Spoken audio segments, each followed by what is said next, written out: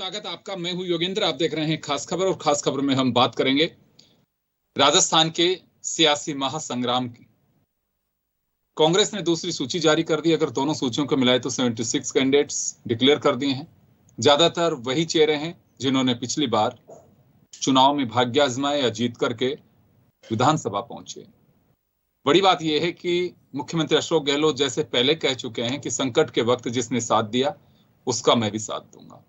Party आला कमान को brief करना और टिकट लेकर के आना एक बड़ी बात है।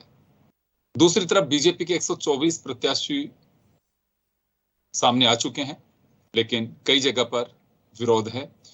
विरोध कांग्रेस की सूची चाहे 2 बार में आई हो, इधर भी दिखाई दे रहा है। तो चलिए, बड़ी बात यह है कि सूचियों के मायने क्या हैं।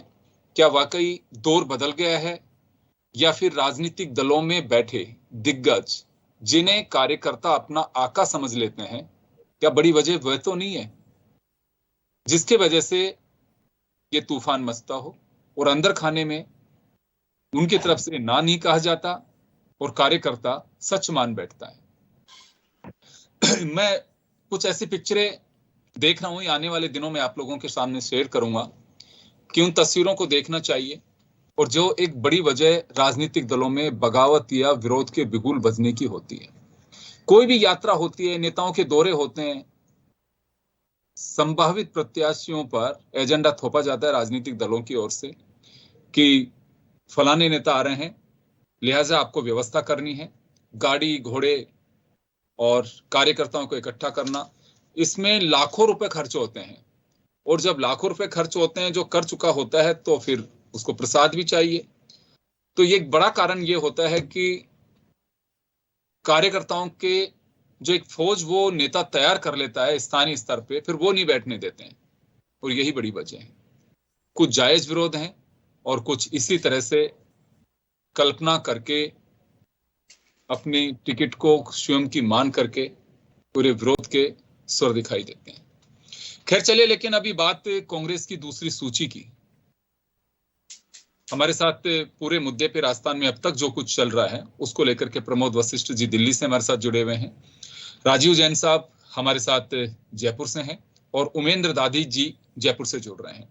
राजीव जी, क्या लगता है आपको, कांग्रेस ने 2 सूची जारी की है, जिस सूची का हम जिक्र कर रहे हैं दूसरी का, तो मुझे नहीं लगता कि ये ऐसे टिकटें हैं जिसको पहली सूची में शामिल नहीं किया जा सकता था। कांग्रेस की ये बदलती हुई रणनीति से कुछ अलग संकेत आ रहे हैं, या फिर समझ से बाहर है कि क्यों किया जा रहा है?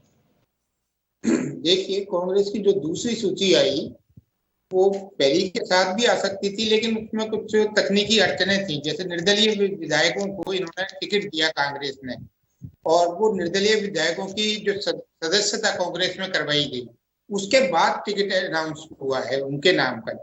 तो मेरा हिसाब से तो ये एक बड़ा कारण हो सकता है कि जो 5 निर्दलीय विधायक थे उनको पहले कांग्रेस की सदस्यता दिलाई गई, उनसे सदस्यता फार्म भरवाया गया, उसके बाद उनको टिकट दिया गया है।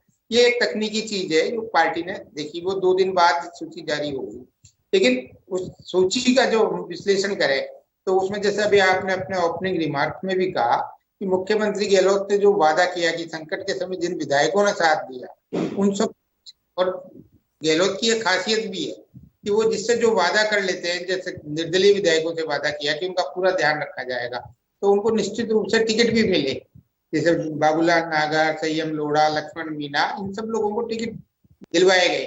पूरी सूची का हम विश्लेषण करें तो ज्यादातर वही पुराने चेहरे हैं जो पिछली बार चुनाव जीत के आए, और ज्यादातर विधायक और मंत्री हैं।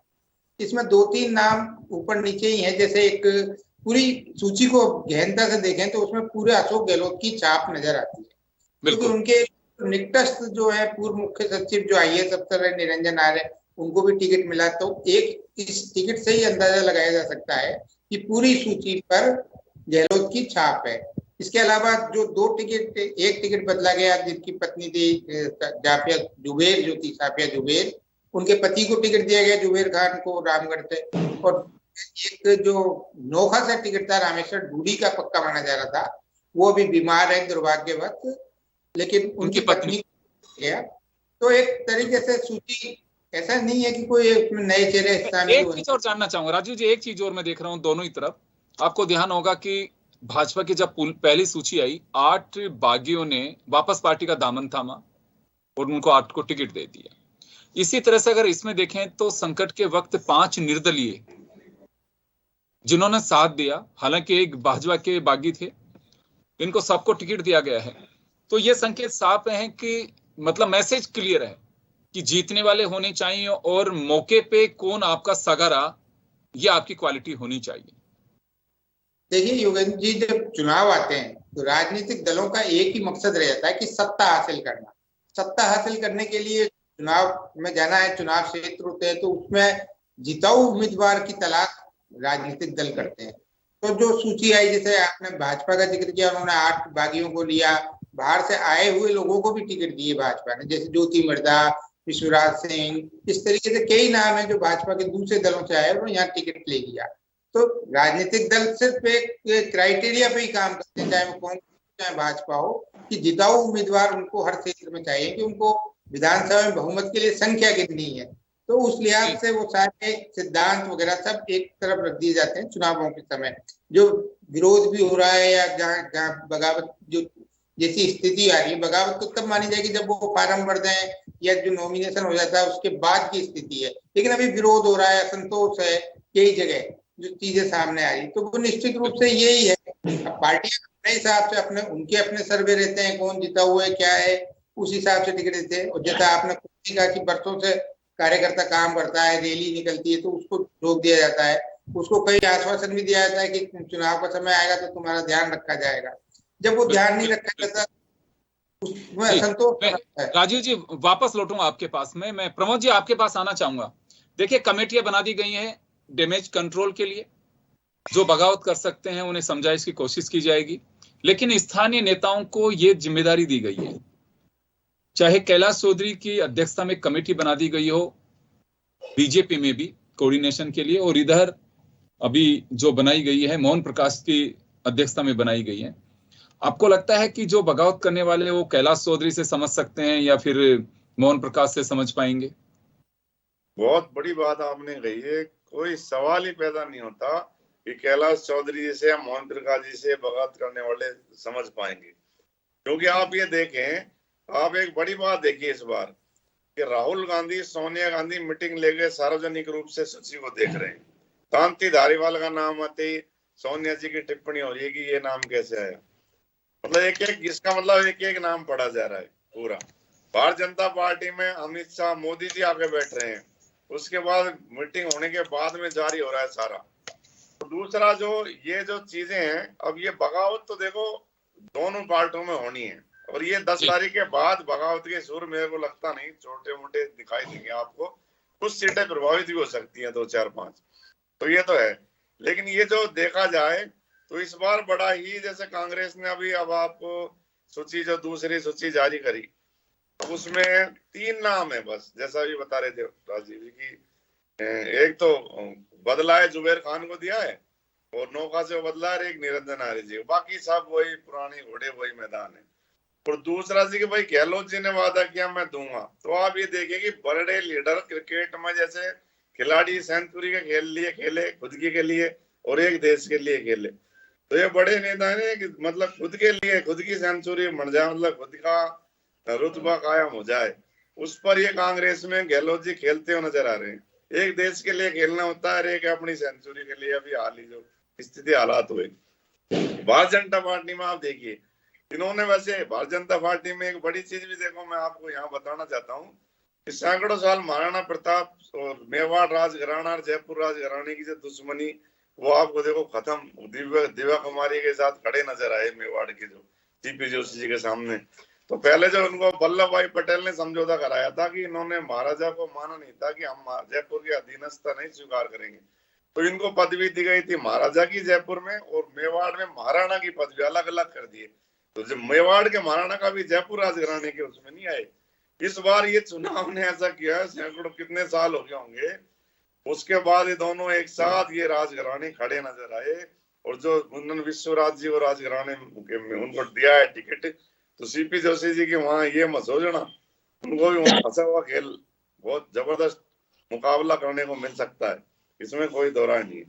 और सूचियों का जो है ना, सूचियों में क्या है कि कांग्रेस अपनी बात पे खरी नहीं उतरी, बड़ा की बड़ा हल्ला हुआ साहब, बड़ी मीटिंग हो रही है, रणदाबाजी चिल्ला रहे हैं, कभी कभी गहलोत जी का बयान आ रहे हैं। 2 महीने पहले तो 2 महीने कर्नाटक की शैली चलेगी। अरे कहां सर कर्नाटक की शैली, वही पुराने देने हैं तो सारी सूची आप जारी कर दो। अब भी जो विवाद है दिल्ली में, अब भी यही विवाद है कि विधायकों की ना काटें, विधायक जो बच रहे हैं उनकी टिकट ना काटने पे विवाद है। दूसरा महेश जोशी जी और शांति धारीवाल जी का बड़ा विवाद है। आप अब शांति धारीवाल जी को तो इनकी मजबूरी हो जाएगी, उनके परिवार में किसी को टिकट वहां से आज गिरेगा, टिकट तो आएगा ही। तो वो जो विवाद है, 2-4 सीटों के हमारे विवाद में इतना बड़ा मतलब डैमेज हुआ है कांग्रेस को, ये सूची जारी नहीं कर पा रहे। मोदी जी ने तो मैंने सुना है कि सूत्रों से कि ये कह दिया, बताया कि 25 से पहले सूचियां जारी, टोटल कैंडिडेट डिक्लेयर कर दो बीजेपी की, ऐसी भी चीजें आ रही हैं। और जो अभी दोनों की सूची की अगर आप तुलना करें तो देखो इसमें कोई दो राय नहीं, बहुत ही मतलब इन्होंने बीजेपी ने सोच समझ के दिए हैं। तो कांग्रेस को इसमें बड़ी मशक्कत करनी पड़ सकती है, ये इसमें वो नहीं है कोई भी। अब जहां भी अब जब बागी जहां हुए हैं अब उनमें जरूर इनको थोड़ा सा नुकसान बहुत हो रहा है कि जैसे मंत्री के ही फंसे हुए हैं जबरदस्त तरीके से। अब अलवर जिले की बात करो तो ग्रामीण में जूली जी का मामला फंसा हुआ है, शकुंतला राव जी का मामला वहां वो है अभी जैसे। खैर लेकिन टिकट देने से मैं एक चीज जरूर अब की बार बदलाव देख रहा हूं, टिकट मिलता है तो वाकई शोरगुल्ला होता है, कार्यकर्ताओं में खुशी होती है, लेकिन दिवाली मनाई जा रही है। अब तो टिकट इतनी बड़ी बात हो गई है जो लोग स्थापित नेता उन लोगों के लिए भी कि जबरदस्त तरीके से आतिशबाजी हो रही है, बैंड बज रहे हैं। तो एक अलग बदलाव, राजीव जी अलग बदलाव देखा जाए इसे कि टिकट में ही लोग दिवाली मना रहे हैं। देखिए, राजनीतिक दलों में जो राजनीतिक कार्यकर्ता होता है, टिकट का दावेदार होता है, उसकी पहली लड़ाई तो टिकट हासिल करने की रहती है। तो वो जंग जीत जाता है, वो पहले वो टिकट हासिल कर ले, उसकी लड़ाई है। पार्टी के अंदर ही एक राजनीति भी चलती है, हर राजनीतिक दल में चलती है, इसमें कोई वो नहीं। एक सीट पे एक दर्जन लोग दावेदार होते हैं, तो उनका उन 1 दर्जन दावेदारों के बीच में खुद में दौड़ होती है कि किसको कौन अपना मतलब पक्ष ज्यादा मजबूती से रखे पार्टी के सामने, शीर्ष नेतृत्व के सामने। इसमें कोई बुराई नहीं है, वो सब रखते हैं अपना पक्ष। तो उसमें ही जो आपने पूर्व में भी कहा कि लाखों रुपए खर्च कर देते हैं, तो वो करते ही है, तो वो पक्ष रखने के लिए। अब सीट एक है, टिकट एक कोई मिलना चाहिए, अवसर मिलना चाहिए। बिल्कुल बिल्कुल। चले मैं लौटूंगा आपके पास में। उमेंद्र जी हमारे साथ में जुड़े हुए हैं। उमेंद्र जी, क्या लगता है आपको इन सूचियों का अगर ऑपरेशन किया जाए, जिस तरह से बीजेपी में यह माना जा रहा था पहले कि बहुत मुश्किल है विरोध करना, लेकिन अब एक एक जगह से विरोध निकल करके आने लग गए हैं। कांग्रेस में भी इस्तीफे की कोई बौछार लगा रहा है, कोई विरोध के सुर भी कहीं से दिखाई दे रहे हैं कि अगर ये टिकट इसी का रहा तो मैं चुनाव नहीं लड़ूंगा। या फिर ये माना जा सकता है कि सूचियों में जो विलंब है, एक तबके की जो तपत देखते हैं तो देखते हैं कि ऐसा हुआ तो यहाँ पे भी ऐसा बवाल मच सकता है, क्योंकि अभी तो 76 सीट टिकट डिक्लेयर किए उन्होंने। तो क्या लगता है आपको कि ये अपेक्षाएं बढ़ रही हैं या फिर कार्यकर्ता को ये समझाने में राजनीतिक दल विफल रहे हैं कि केवल पार्टी के लिए काम करना है आप? लेकिन मैंने पूछा है 2 नेताओं से कि जब बात कही गई पहले से कि चेहरा ये होगा, पार्टी के लिए काम करना है, आप तो सिंबल को ध्यान में रखिए, तो लेकिन जेब तो हमारी थी उस समय, जेब का भी ख्याल रखना चाहिए था कि जेब से इतने पैसे लगवा दिए तो टिकट क्यों नहीं मांगेंगे। एक ये बड़ी बात निकल करके आती है। तो ऐसे में क्या वाकई किसी को इस तरह से नहीं कहा जाना चाहिए? राजनीतिक दलों को भी समझना चाहिए कि अपना पार्टियों का चुनाव प्रचार या फिर नेताओं की भीड़ के लिए भीड़ इकट्ठी कराने के लिए जो अनाप शनाप पैसा खर्च करवाया जाता है, वहां कुछ लगाम लगनी चाहिए। योगेंद्र जी, मैं आपकी बात से बहुत सहमत हूँ, लेकिन ये है कि जितनी बड़ी पार्टियां होगी, नए नए लोग आएंगे तो लोगों की महत्वाकांक्षा बढ़ेगी। आज समय में भारतीय जनता पार्टी का भी ग्राफ बहुत बड़ा है, तो कांग्रेस भी एक बड़ी पार्टी है।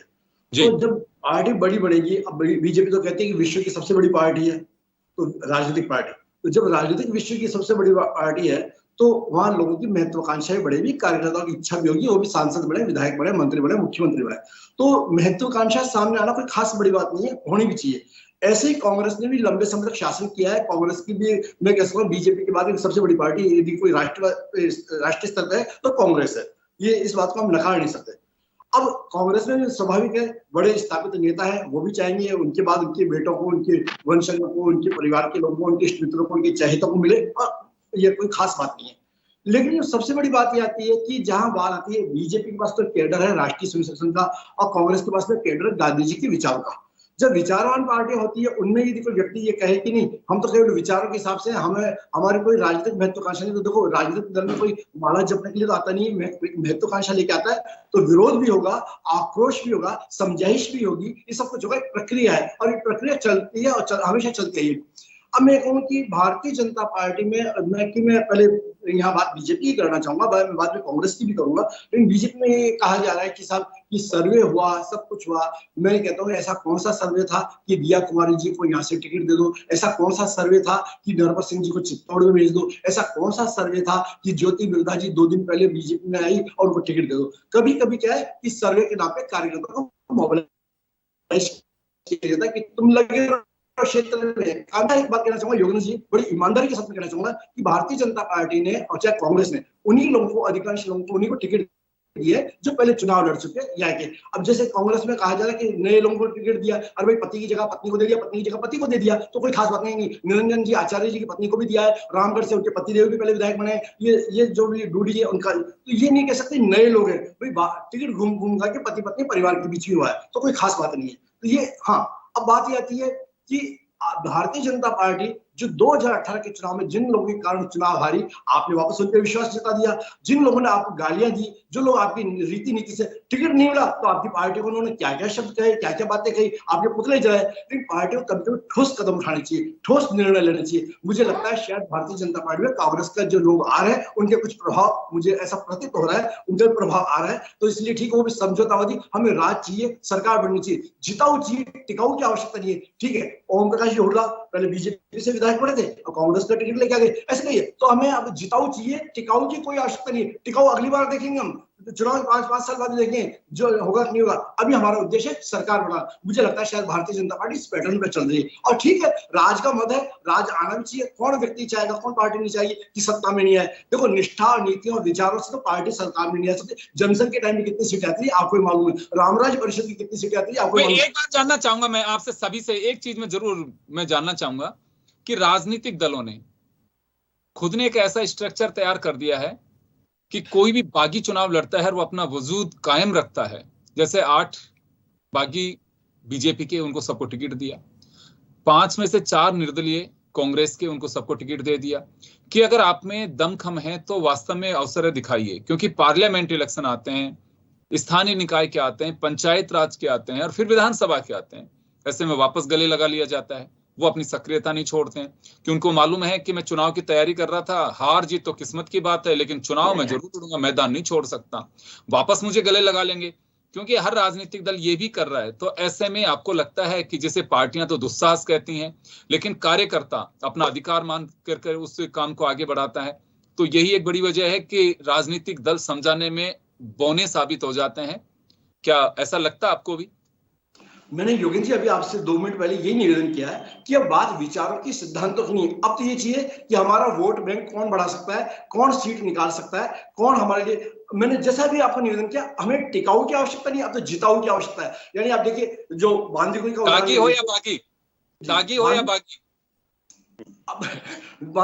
बांदीकुई का उदाहरण ले लीजिए, थानाका जी का उदाहरण ले लीजिए, कहाँ का उदाहरण नहीं है। अरे आंख दिखाई तो नरपत सिंह जी को चित्तौड़ से मिल गया टिकट। अब देखिए, वहां के जो 2 बार के विधायक है, उनको भी टिकट के लिए क्या क्या करना पड़ रहा है, क्या क्या बातें करनी पड़ रही है। लेकिन कुल मिला के जब हम बात करते हैं कि बीजेपी को जनसंघ की तर्ज पे चलाने की आवश्यकता है, तो भैया उसकी जैसे बोल्ड स्टेप भी आपको लेने पड़ेगी। जनसंघ यदि बनाना चाहते हो, बीजेपी को अनुशासित लोगों की पार्टी बनाना चाहते हो, निष्ठावान कार्यकर्ताओं की पार्टी बनाना चाहते हो, तो आपको सरकार का मोह त्यागना होगा। हम सरकार में आया नहीं है, लेकिन हमको एक सेकंड लाइन खड़ी करनी पड़ेगी। आज सेकंड लाइन खड़ी करने की ना हिम्मत बीजेपी में, न हिम्मत कांग्रेस में। मुझे लगता है कि जब सेकंड लाइन आप डेवलप नहीं करोगे, तो जो लोग आए हैं ना, 400-500 लोग, उनकी मोनोपोली चलेगी। संगठन को नहीं होगा, सांसद भी वही बनेंगे, राज्यसभा में हो जाएंगे। हमारे किरोड़ी लाल जी आंख दिखाते हैं तो राज्यसभा में भी चले जाते हैं, आंख दिखाते हैं तो उनको टिकट भी मिल जाता है, आंख दिखाते हैं सब कुछ बात हो जाती है। तो अब तो बात यह है कि पराक्रम दिखाने की आवश्यकता नहीं है, परिक्रमा का समय है। और मुझे लगता है भारतीय जनता पार्टी इस बात से अछूती नहीं रही, और भारतीय जनता पार्टी में इस बात का बहुत अच्छी बात कही आपने, एक टैग लाइन दी है, पराक्रम नहीं परिक्रमा की आवश्यकता है। अब प्रमोद जी, आपके पास में आऊंगा मैं।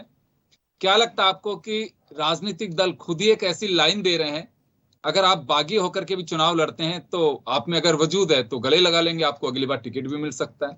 तो ऐसे में बागी अपनी लाइन नहीं छोड़ना चाहते, वो तो चाहते हैं चुनाव लड़ना ही है मेरे को। नहीं योगेंद्र जी, देखो जो ऊपर से पैटर्न चला है नीचे तक चल जाता है।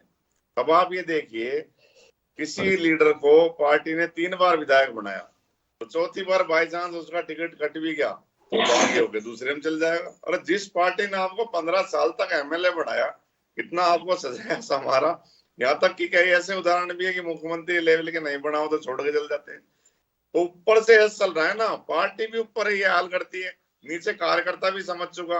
अब राज प्लस नीति नहीं, अब तो राज की सोचते हैं कि सत्ता की मलाई। जैसे देवीलाल जी कहा करते थे कि सत्ता सुख भोगने का साधन नहीं, सेवा का माध्यम है।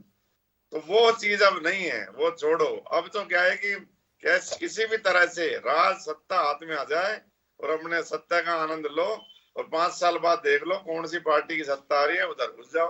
पार्टी भी ले लेती है, उनको सरकार बनानी है, प्रभावी लोगों को। तो जैसे अभी ओमेंद्र जी ने पहली बार आज बीजेपी की बुराई करते हैं बोले। मैं बुराई नहीं कर रहा हूँ, मैं बीजेपी की न कहीं बुराई की न सुनता हूँ, मैं विचारवान व्यक्ति हूँ। मैं एक बात कहूँ प्रमोद जी, आज माननीय भैरव सिंह शेखावत का जन्म शताब्दी वर्ष है, और वो भैरव सिंह जी शेखावत हमेशा सत्य बोलते थे। मैं उनका एक अनुशासित सिपाही हूँ, भैरव सिंह जी को आदर्श मानता हूँ, इसलिए उनकी भाषा बोल रहा हूँ आज मैं। आज मुझे लगता है आपने बहुत सटीक बात कही, और आज पूरी तरह आप तैयारी कर गए कि आपने पूरा मंथन किया कि भारतीय जनता पार्टी कांग्रेस में कुछ नहीं रखा, पत्रकारिता करो। तो आज आप बिल्कुल एक अच्छे पत्रकार के रूप में नजर आ रहे हो यहाँ पर। और मेरे शब्दों में आज ये सच्चाई है सर, जो आप कह रहे हो सच्चाई है। अगर नरपत सिंह ने देखो दिया कुमारी जी के लिए कितना बड़ा आरोप लगाया, गद्दार, इस तरह के शब्द, और फिर उनके बाद अरुण सिंह जी गए, वो उनके बयान तो पता नहीं कहाँ गया हो गए, चित्तौड़ से टिकट मिल गया कि पार्टी ऐसे लोगों को ले रही है जो गद्दारी करते हैं। देखो वो बयान ही गायब हो गया नरपत सिंह आजमी जी का एक सेकंडों में। क्योंकि अब हालात ये हैं सर, पार्टी को भी राज चाहिए, किसी भी हालत में राज चाहिए होता है। और जो मैंने अभी आपको पहले भी कहा था कि लीडर को भी अपनी ताकत चाहिए होती है, कि पार्टी हो ना हो अपनी सेंचुरी बनती रहे। वो अपने लिए लगते हैं तो सारे, तो दिल्ली में पड़ाव का कारण तो यही है निश्चित रूप से। तो अब वो जो रीति नीतियां वो तो भूल जाओ आप। अब आप कोई भी कैसा आ जाओ, जो कल भारतीय जनता पार्टी, जैसे अलवर में तो उदाहरण जैसे जसवंत यादव रात को ही पार्टी बदल के दूसरे दिन टिकट लेके आ गए थे, ध्यान होगा आपको साहब, है ना। तो ऐसे कई उदाहरण राज्य में भी हैं कि आज रात को किस में है, तो आजकल लोग पूछने लगे हैं, और सर ठीक हो, आजकल कौन सी पार्टी में चल रहे हो। तो आप थोड़े दिनों में ये पूछने लग जाएंगे कि अदल बदल तबादला, कि वो पार्टी में वो है कि नहीं, वो बदल गए हैं क्या। तो मुख्य, लेकिन कुछ लीडर्स के इसमें ऐसा नहीं है, ये पूरी राजनीति में ही ऐसा हो गया है। कुछ लीडर का देखो सिद्धांत भी है, कुछ अपने उस पर अड़े भी रहते हैं। जैसे अभी हेमाराम जी के लिए वहाँ बड़ा वो हो रहा है कि मैं नहीं लड़ूंगा चुनाव, तो बड़ी मीटिंग। लेकिन राजीव जी प्रकाश डालेंगे, एक मिनट में बीच में रोकना चाहता हूँ हेमाराम जी पे। हेमाराम जी की क्या लगता है कि ये भूमिका की तैयारी होती है हर बार? राजीव जी क्या लगता है, हेमाराम जी हर बार यही करते हैं मैं चुनाव नहीं लड़ूंगा? वो हर बार यही, पिछले चुनाव में भी यही था कि सचिन पायलट जाके उनको मना के लाए कि नहीं आपको चुनाव लड़ना है, मेरा साथ देना है। तो हेमाराम जी का पिछले 2-3 चुनावों से यही रोल रहा कि उनको लोग मना कर देते हैं, फिर वो जाके लोग इकट्ठे होते हैं।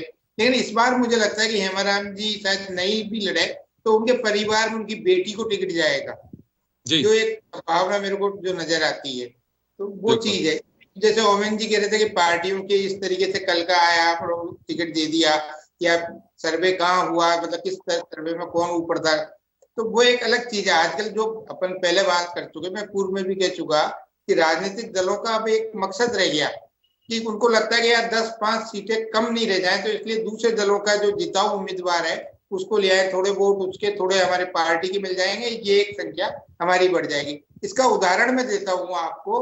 उत्तर प्रदेश में जब 2014 के चुनाव हुए लोकसभा के, तो 80 में से 75 सीटें बीजेपी ने जीती थी, लेकिन 75 में से 25 से 30 जो जीते हुए थे वो मूल भाजपा ही नहीं थे, वो दूसरे दलों के लाए हुए थे। आज भी उत्तर प्रदेश में जो डिप्टी चीफ मिनिस्टर हैं, अभी जो इलेक्शन में बने थे विधानसभा के, ब्रजेश पाठक, वो बसपा से आए हुए हैं। और उस समय स्वामी प्रसाद मौर्य जो पिछली बार योगी जी की सरकार में डिप्टी सीएम थे, वो भी बसपा से आए हुए थे। तो राजनीतिक दलों का बसपा या कांग्रेस कहीं से भी आना, भाजपा भी अब उन चीजों से अछूती नहीं है। पहले अलग तरीके की पार्टी मानी जाती थी, लेकिन अब उसको भी सत्ता चाहिए, तो सत्ता के लिए दूसरे दलों के लोग लाए। भाजपा के लोगों से पूछते हैं, भाजपा के शीर्ष नेतृत्व जो आते हैं या नेता, हम लोग उनसे जो चर्चा करते हैं, तो वो कहते हैं यार ठीक है, इनको लाने से हमारी पार्टी वहां तक पहुंची है, पार्टी का चिन्ह उन गांवों तक पहुंचाया जाए, इनका प्रभाव था, इनके प्रभाव का इस्तेमाल पार्टी ने किया। उनका सोच अलग तरीके का होता है बड़े नेताओं का, कि भाई ठीक है, दूसरे दल के व्यक्ति को ले लो उस जिले में, जैसे नागौर से अभी ज्योति मिर्धा को लिया, उस इलाके में भाजपा का प्रभाव कम है, तो भाजपा के जो बड़े नेता हैं उनका सोच ये है कि भाजपा का विधायक को टिकट काहे में दिया है, जीते विधायक जगह मिलेगी। तो ये पार्टियों के अपनी अपनी सोच रहती है कि वो किसको लेते हैं, और ये उनका अपना अंदरूनी मामला है। जी योगेंद्र जी, उमेंद्र जी आपके पास मैं आना चाहूंगा, अभी लिस्टें बाकी हैं। क्या लगता है आपको कि जो कदम रुकना आगे की घटना को देख करके एक बड़ा कारण तो नहीं है ये कि बीजेपी में भी जो बचे हुए हैं उनकी लिस्ट आउट पूरी तरह से नहीं कर पा रही है, कांग्रेस भी अभी काफी संख्या में अभी बाकी हैं, क्योंकि 76 ही उन्होंने अभी जारी किए हैं, तो उनके भी बाकी हैं। तो ऐसा तो नहीं कि विरोध को राजनीतिक दल पचाना नहीं चाहते हैं, क्योंकि विरोध इस तरह से अगर बढ़ता जाता है तो वो सत्ता के सिंहासन तक जाने तक एक बहुत बड़ा रोड़ा बन जाता है, जिसे हम भीतरी घात भी कहते हैं, विरोध का सामना भी कहते हैं। वो एक कारण तो नहीं है लिस्टों पे? नहीं योगेंद्र, ऐसा नहीं है, ये रणनीति होती है। यानी एक साथ न कांग्रेस कभी पत्ते जाहिर करेगी ना बीजेपी करेगी, शनि देगी, चरे चलते रहो। अब क्या है कि इसमें देख लिया कांग्रेस के भी आए, कांग्रेस में आप देखिए, कांग्रेस की हम लड़ाई की बात नहीं करेंगे, प्रमोद जी कभी कांग्रेस की लड़ाई की बात नहीं करेंगे। जो इनके विप्र आयोग बनाया था उसके अध्यक्ष ने इस्तीफा दे दिया, 40 करोड़ की डीलिंग की बात हुई, वो मेरे मित्र प्रमोद जी अभी कभी ऐसी बातें नहीं करेंगे। उनको केवल बीजेपी की कमियां दिखती है, थोड़ा चश्मे का धुंध साफ करके बात करनी चाहिए। कांग्रेस में इसमें जितनी स्थिर फुटबॉल है, बीजेपी की तो क्या एक अनुशासित पार्टी है, इसलिए उनकी ज्यादा दिखती है लोगों को। एक यदि सिपाही यूनिफॉर्म में कहीं गिरा हुआ दिखेगा तो उसकी चर्चा होगी, लेकिन एक सामान्य व्यक्ति जो हमेशा वैसा हो उसकी कोई चर्चा नहीं होगी। तो भारतीय जनता पार्टी में अनुशासनहीनता होती है तो उसकी चर्चा होना स्वाभाविक है, क्योंकि लोगों को उम्मीद नहीं होती कि भारतीय जनता पार्टी संघ की शाखा से निकला हुआ तपा हुआ व्यक्ति कभी ऐसा गलत हो सकता है। तो कभी कभी ये होता है, इसलिए कांग्रेस में देखिए क्या नहीं हो रहा है। कांग्रेस की स्थिति आप देख रहे हैं, इससे ज्यादा बुरी होगी। कांग्रेस में तो जिस प्रकार से पुतले जलाए जा रहे हैं, तो राज्य मंत्री स्तर का, कैबिनेट मंत्री स्तर का व्यक्ति इस्तीफे दे रहा है, 40 करोड़ की डीलिंग के आरोप लग रहे हैं, उसके बाद भी आप टिकट उनको दे रहे हो और ये कह रहे हैं कि साहब मेरा भी अब आखिरी चुनाव है, अब यदि मुझे निजता आती हो। पुष्पेंद्र भारद्वाज कितने वोटों से आप उनको टिकट दे रहे हो, यानी आपके पास कोई नए चेहरे नहीं थे, आपके पास वही केवल लेवल बदलने वाली बात है। आपके पास भी वही पुराने लोग हैं, उन्हीं पे आप विश्वास कर रहे हो, उन्हीं के हिसाब से कर रहे हो जो पहले चुनाव नहीं जीत पाए। समय का मैं रोकना चाहूंगा खैर, लेकिन लिस्ट आउट हो चुकी हैं और ज्यादातर प्रत्याशी तय होने में अभी वक्त है। बीजेपी 124 और कांग्रेस 76 अभी प्रत्याशी सामने लेकर के आई है। विरोध दोनों तरफ से है, लेकिन बीजेपी की संख्या ज्यादा है, सीटें अभी ज्यादा, प्रत्याशी ज्यादा तय कर चुकी है उस सीटों पर, तो उसी कारण से विरोध में भी ज्यादा देखा जा सकता है। अभी जैसे उमेंद्र जी ने कहा है कि अभी देखिए तूफान कांग्रेस में भी मचेगा, लेकिन टिकट पूरी तरह से आने दीजिए। खैर चलिए, टिकट जारी हुए हैं, उसको लेकर के हमने चर्चा की। आप सभी का बहुत बहुत शुक्रिया और खास खबर में इतना ही। दीजिए इजाजत, नमस्कार।